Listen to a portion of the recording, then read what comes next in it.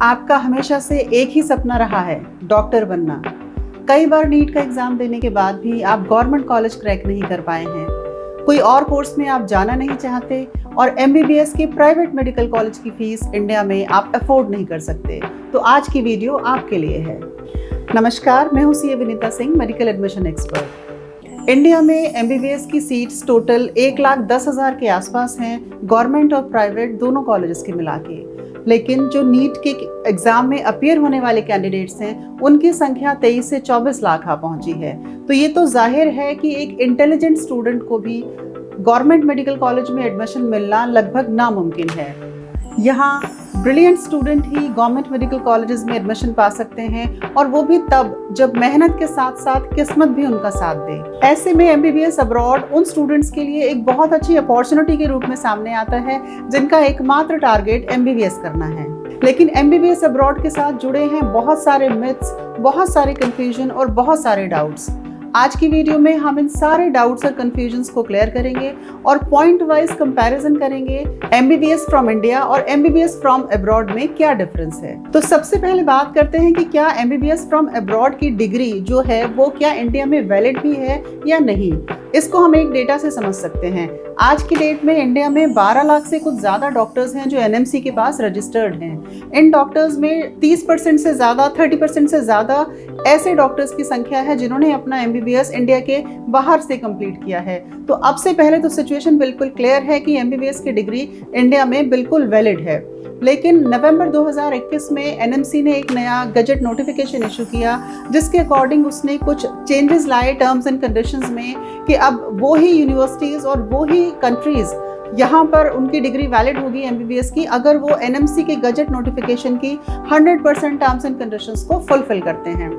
तो आज की वीडियो के लिए हम मान लेते हैं कि हम ऐसे ही किसी कंट्री में जा रहे हैं एमबीबीएस अब्रॉड के लिए, जहाँ पर वो 100% टर्म्स एंड कंडीशंस को फुलफिल करते हैं एनएमसी की, और हम बाकी जो क्या पॉइंट्स को हमें ध्यान रखना है उनका आज डिस्कशन करेंगे। उसके बाद आपको क्या क्या पॉइंट्स और क्या क्या फैक्टर्स कंसिडर करने हैं एमबीबीएस अब्रॉड पे डिसीजन लेने से पहले, वो सारे पॉइंट्स और फैक्टर्स का आज हम इस वीडियो में पॉइंट वाइज डिस्कशन करेंगे। तो सबसे पहला जो पॉइंट आता है दिमाग में जब भी हम एमबीबीएस अब्रॉड के लिए जा रहे होते हैं, क्योंकि इंडिया में प्राइवेट कॉलेजेस में एडमिशन लेने के लिए जो फीस स्ट्रक्चर रिक्वायर्ड है, यहाँ पर जो बजट रिक्वायर्ड है, वो अगर कैंडिडेट के पास नहीं है, तभी एमबीबीएस अब्रॉड हमारे दिमाग में एक ऑप्शन के रूप में आता है। तो ये तो क्लियरली विजिबल है कि इंडिया में एमबीबीएस की फीस बहुत ज़्यादा है प्राइवेट मेडिकल कॉलेजेस में। यहाँ पर आप जो फीस देखेंगे, अगर नीट क्वालिफाइड है स्टूडेंट तो 1 करोड़ से नीचे तो सीट मिलना मुश्किल ही है, अगर जस्ट क्वालिफाइड है तो, और अगर वो 300 से ऊपर मार्क्स ले आया है तो आपको तब भी 80 लाख से कम के बजट में सीट मिलना बहुत मुश्किल है। इंडिया में अगर हम डीम्ड यूनिवर्सिटीज़ की बात करें या और डिफरेंट कैटेगरीज, मैनेजमेंट कैटेगरीज की बात करें, तो जो टोटल बजट है वो 1.5 CR तक भी जाता है। वहीं अगर हम एमबीबीएस अब्रॉड की बात करते हैं तो आपको 20 लाख से 60 लाख के बजट में बहुत सारे कंट्रीज में अपना एमबीबीएस कंप्लीट करने का ऑप्शन मिलता है।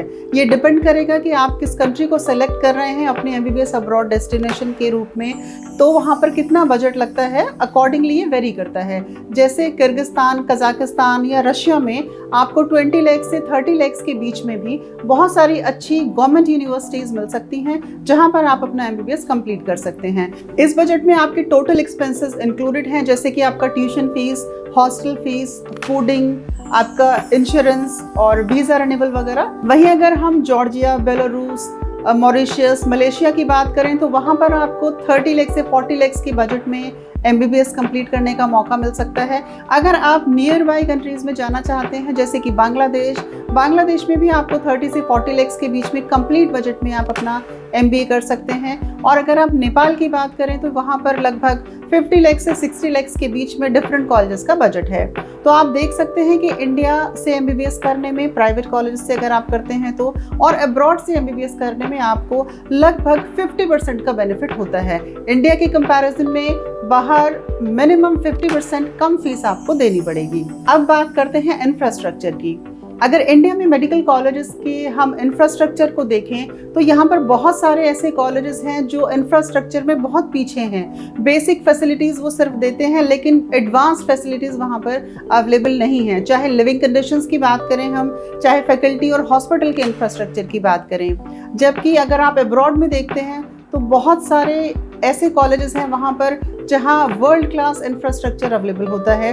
अब्रॉड में आपको ऐसे भी हॉस्पिटल्स मिलेंगे जिनका बेड कैपेसिटी 10,000 से भी ज़्यादा होती है, जबकि इंडिया में ऐसा 1,000 से 1,500 बेड कैपेसिटी होना भी एक बहुत बड़ी बात समझी जाती है। इक्विपमेंट्स में भी जो बाहर की कंट्रीज़ हैं, जो वहाँ पर मेडिकल कॉलेजेस हैं, वो कहीं ना कहीं इंडिया से आगे हैं। ये एक फ्लैट रूल नहीं है बेशक, ना इंडिया के लिए ना अब्रॉड के लिए, क्योंकि इंडिया में भी कुछ ऐसे कॉलेजेस हैं, कुछ प्राइवेट कॉलेजेस, कुछ डीम्ड यूनिवर्सिटीज़ जो बहुत अच्छे हैं, जिनके पास अच्छा इंफ्रास्ट्रक्चर अवेलेबल है। बट अगेन अगर उन कॉलेजेस में आप जाना चाहते हैं तो उन कॉलेजेस का फीस स्ट्रक्चर बहुत हाई है और ऐसे कॉलेजेस में एडमिशन के लिए आपको कम से कम 1 करोड़ का बजट रखना पड़ेगा।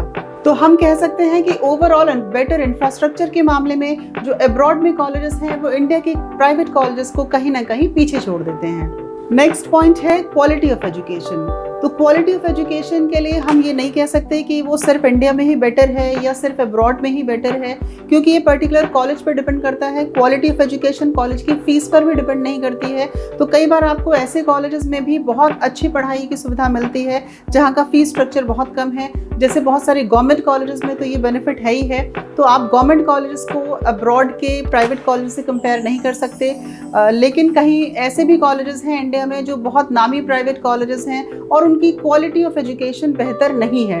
तो ये आपको हमेशा कॉलेज आप जब डिसाइड कर रहे हैं या कंपैरिजन कर रहे हैं आप कॉलेज इन इंडिया और कॉलेज इन अब्रॉड में, ये आपको वहीं पे दोनों कॉलेजेस का कंपैरिजन करके पता चलेगा कि कौन सा कॉलेज में क्वालिटी ऑफ एजुकेशन अच्छी है और कौन से कॉलेज में बेकार है। और इसके लिए आपको एक जो मेडिकल एडमिशन कंसल्टेंट हैं वो आपको एक बहुत ही बेहतरीन राय दे सकते हैं इसके लिए, क्योंकि हम लोगों को बहुत एक्सपीरियंस होता है। पहले बहुत सारे कैंडिडेट्स हमने डिफरेंट कॉलेजेस में एडमिशन कराए होते हैं, तो इसके लिए आप हमारी सर्विसेज ले सकते हैं। अब देखते हैं एलिजिबिलिटी क्राइटेरिया, या हम कह सकते हैं ईज ऑफ एडमिशन, कि कहाँ पर कितनी आसानी से एडमिशन आपको मिल सकता है।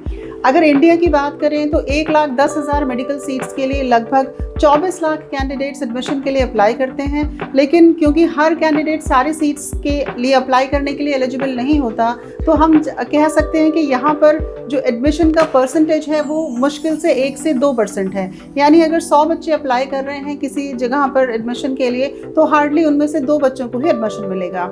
और ये भी डिपेंड करता है इंडिया में कि आपका नीट स्कोर कितना है। अगर आपका नीट स्कोर बहुत हाई है, जैसे अगर हम 2024 की बात करें तो प्रेजेंटली 650 स्कोर वाले जनरल कैंडिडेट को भी गवर्नमेंट कॉलेज में सीट मिलना मुश्किल है। और अगर आपके 600 मार्क्स हैं या 500 मार्क्स हैं या अगेन आपके 300 मार्क्स हैं, तो इन सारे ही केसेस में आपको एक प्राइवेट कॉलेज में ही जाना पड़ेगा। अनफॉर्चुनेटली हमारे यहाँ ऐसे कोई सिस्टम नहीं है कि जो मार्क्स के हिसाब से फीस वेरी करती हो। तो अगर एक कॉलेज में एक 600 मार्क्स वाला कैंडिडेट गया है या एक 300 मार्क्स वाला कैंडिडेट गया है, तो दोनों को ही सेम फीस पे करनी पड़ती है। तो यहाँ पर हम कह सकते हैं कि एडमिशन जो है वो बहुत डिफ़िकल्ट है और रेशो जो है एडमिशन्स का वो बहुत कम है।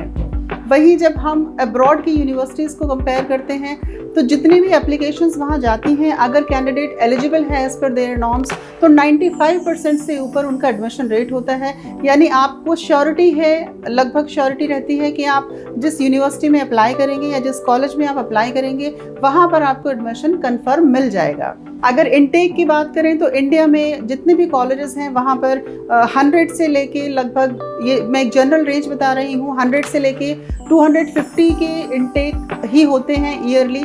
और अगर हम बाहर की यूनिवर्सिटीज़ की बात करें तो वहाँ पे बहुत सारी ऐसी कंट्रीज़ हैं जहाँ पर अनलिमिटेड इनटेक होता है। ये भी एक कारण होता है कि आपको कम मार्क्स पे, जस्ट नीट क्वालिफाइड पे आपको अब्रॉड में MBBS में एडमिशन मिल सकता है अगर आप उनके बाकी क्राइटेरिया को फुलफिल करते हैं। तो वहाँ इंडिया के कंपैरिजन में जहाँ 2% हमने एडमिशन रेट देखा, वो admission rate out of India 95% तक भी जाता है। लेकिन इसके बावजूद भी यहाँ पर एक बहुत अच्छी चीज़ देखने को मिलती है, जहाँ इंडिया में बहुत बड़े बड़े बैचेस में पढ़ाई होती है। अगर 150 सीट की इनटेक है तो 75 के 2 बैचेस में क्लास को डिवाइड कर दिया जाता है, उनकी थियोरेटिकल क्लासेस उसमें होती हैं और प्रैक्टिकल के लिए भी काफ़ी सारे बच्चों को इकट्ठा ही सिखाया जाता है। वहीं पर अब्रॉड में 15 से 20 बच्चों का बैच बनता है, जिससे एक बेनिफिट ये भी होता है कि 15 से 20 कैंडिडेट्स के ऊपर एक टीचर या एक फैकल्टी जो अलॉटेड होती हैं, उनसे स्टूडेंट्स बहुत ईजिली कनेक्ट हो जाते हैं और अपने सारे डाउट्स और अपने सारे कन्फ्यूजन्स वो बहुत ईजिली उनके साथ बात करके क्लियर कर सकते हैं। अभी हमने एंट्री रिक्वायरमेंट की बात करी, अब हम देखते हैं कि एग्जिट का क्या प्रोसेस है इसमें। अगर आप इंडिया से एमबीबीएस कर रहे हैं तो अपने एमबीबीएस के 4.5 एकेडमिक ड्यूरेशन को कंप्लीट करने के बाद आपको नेक्स्ट का एग्ज़ाम देना पड़ेगा, जो अभी गवर्नमेंट की तरफ से प्रपोज्ड है, अभी इम्प्लीमेंट नहीं हुआ है बट बहुत जल्दी होने वाला है। अगर आप अब्रॉड से एमबीबीएस करके आते हैं तो आपको यहाँ आकर नेक्स्ट 1 देना पड़ेगा, उसके बाद आपको यहाँ दोबारा से इंटर्नशिप करनी पड़ेगी और उसके बाद आपको इंडिया में लाइसेंस ऑफ प्रैक्टिस मिलेगा। तो ये जैसे हमने देखा कि एंट्री जो रिक्वायरमेंट थी वो सेम थी दोनों ही जगह के लिए। इंडिया के लिए भी आपको नीट का एग्ज़ाम क्वालिफाई करना है, अब्रॉड में एमबीबीएस के लिए भी आपको नीट का एग्ज़ाम क्वालिफाई करना है। लेकिन इंडिया में एडमिशन के लिए आपको बहुत हायर स्कोर चाहिए एडमिशन लेने के लिए, अगर आप अच्छे कॉलेज में लेना चाहते हैं। और अब्रॉड में आप बहुत कम नीट स्कोर पर भी या जस्ट क्वालिफाइड नीट स्कोर पर भी बहुत अच्छी गवर्नमेंट कॉलेजेस में और या गवर्नमेंट यूनिवर्सिटीज़ में भी एडमिशन ले सकते हैं। वहीं पर एग्जिट की रिक्वायरमेंट भी सेम है। इंडिया से आप जब एमबीबीएस कंप्लीट करके निकलेंगे तो आपको नेक्स्ट का एग्ज़ाम देना पड़ेगा और इसी तरह से अगर आप बाहर से एमबीबीएस करके आते हैं तो वहाँ पर भी आपको एग्जिट के लिए नेक्स्ट का एग्ज़ाम देना पड़ेगा। उसके बाद आप इंडिया में इंटर्नशिप करेंगे और उसके बाद आपको यहाँ से लाइसेंस ऑफ प्रैक्टिस मिलेगा।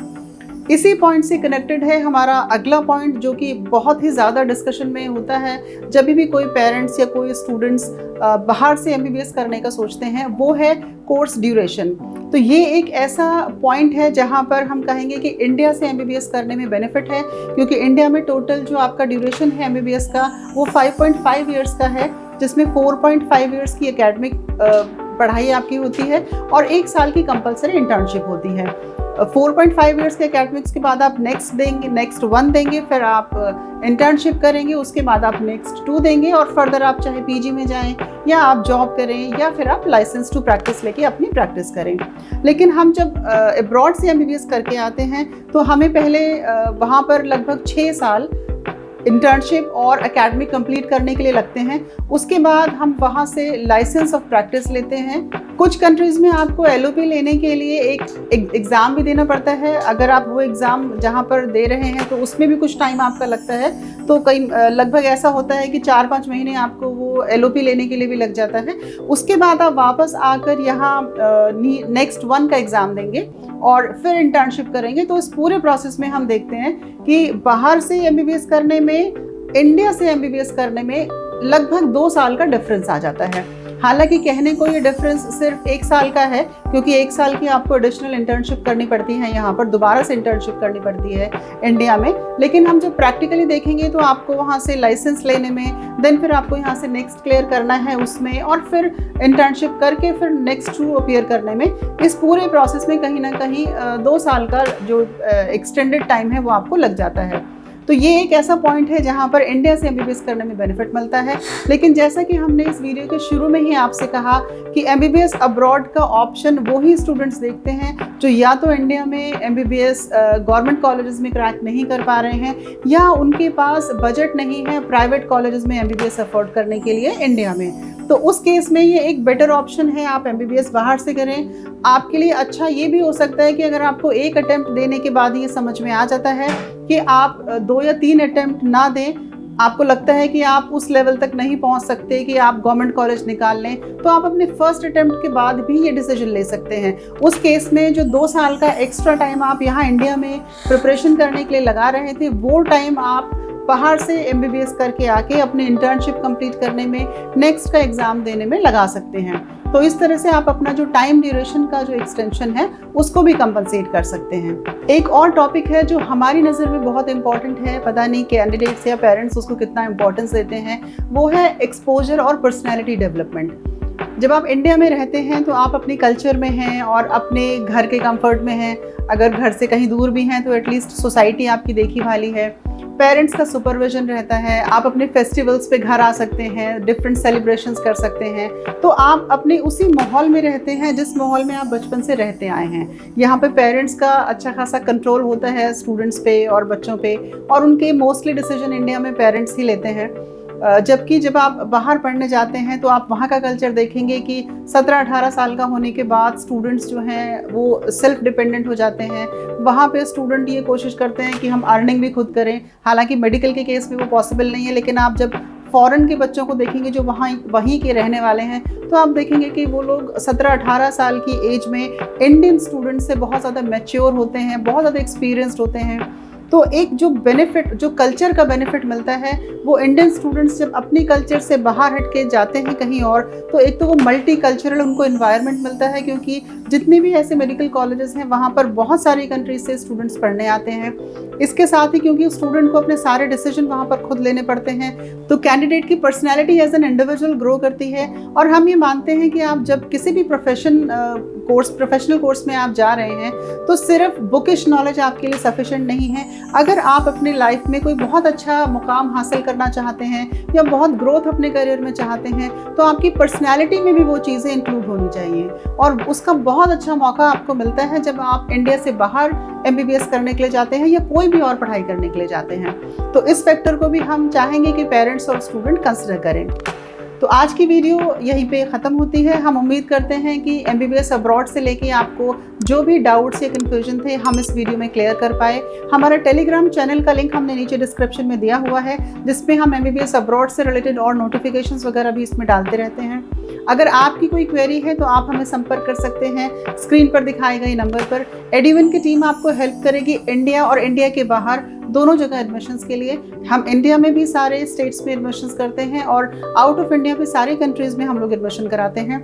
तो मिलते हैं नेक्स्ट वीडियो में। नमस्कार।